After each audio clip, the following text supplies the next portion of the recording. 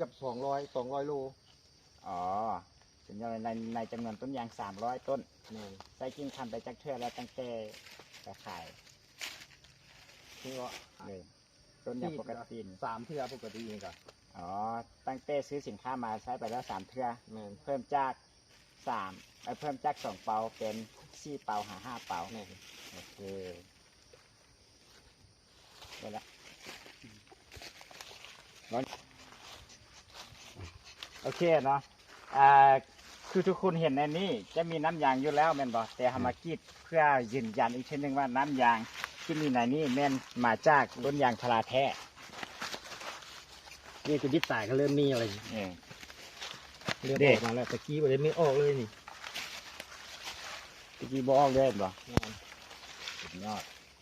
ตรงนี้มันเป็นยางหน้าตายมาก้อนเนาะแล้วมาใส่ตรงนี้ออกแล้วคิดมันเป็นต้นนี้หมด ออกแล้ว ยางพันเนี่ย เดี๋ยวน้ำยางออกแล้วสิ 520เนาะ